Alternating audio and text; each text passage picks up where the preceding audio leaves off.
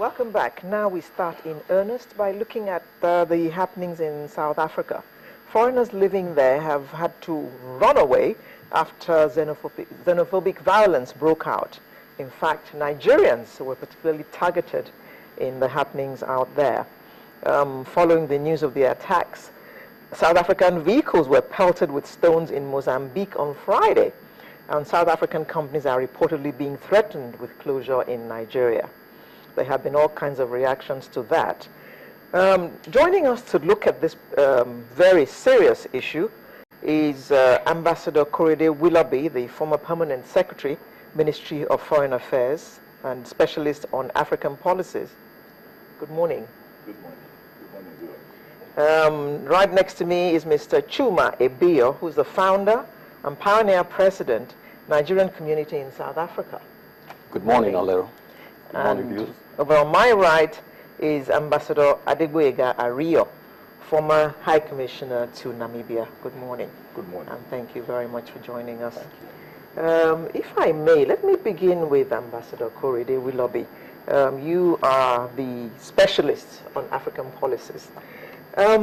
What do you make of all this that is going on?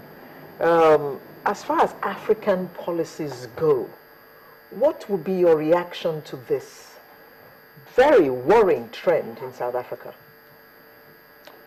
Thank you very much, Alero. And let me correct an impression that I'm an African enthusiast, not yet an expert. And I was Permanent Secretary, Minister of Information and Communication. Having established that, having lived in South Africa, I think one got to appreciate the problems of xenophobia, as it's described. One got to appreciate that the problem has a couple of dimensions. And so that's why I made the part a bit from what I see as knee-jerk reaction to the problem. It has historical antecedents, it has cultural dimensions, it has trigger points, and there's also the issue of what I would see as inadequate attention to the problem when it first reared its head in 1995, before the episodic eruptions of 2008, 2011, 12, and 13. So what we now have is a problem that has spiraled out of, let me say, control because of such inadequate attention. I'm using historical antecedents because all of us have some innate inadequate comprehension of whoever is the stranger or the stranger among us. They're just spontaneous, taken aback, or resentment. This person has come, I'm comfortable. Is he intruding into my space? But over time, you get used to it. And because of all sorts of contacts, it becomes acceptable and normal. When you look at the South African historical experience, the blacks under colonial rule, that the experience that most of them had were experience of migrants being brought in as laborers from other parts of the neighborhood to work in the mines. So they took jobs. There's also the fact that, again, the type of people that were brought in were those like part of the, what you call the, identical to the underclass that you have now.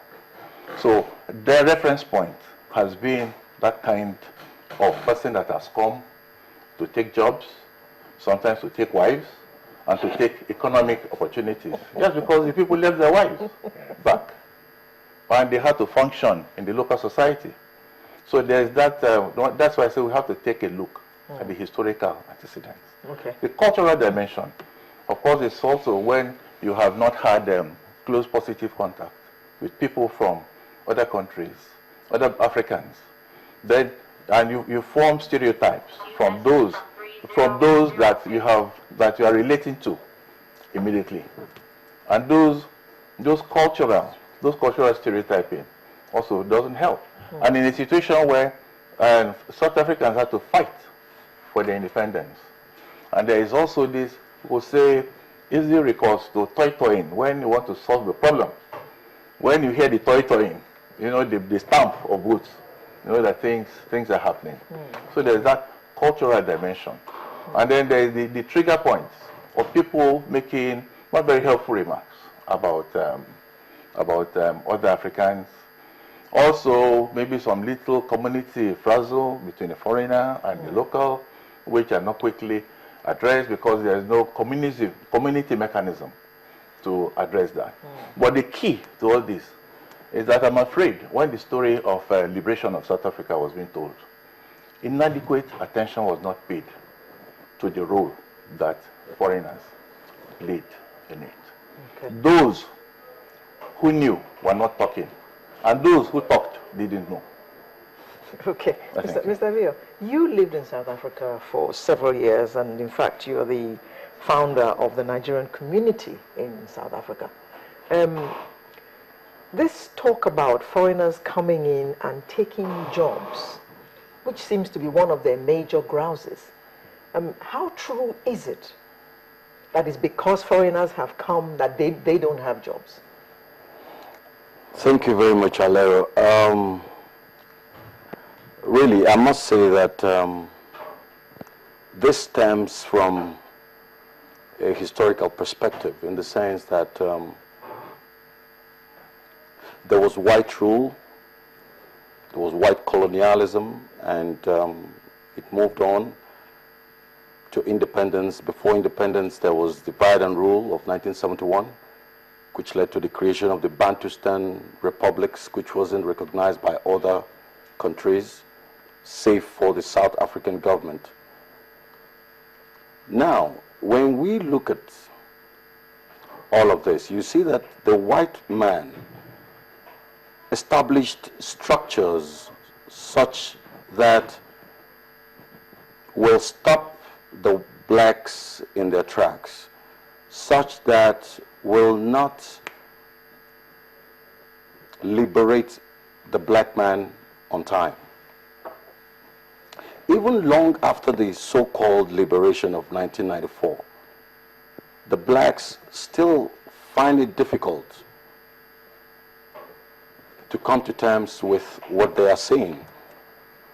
Now, I will blame the same white people who established all the rules meant to stop the black man.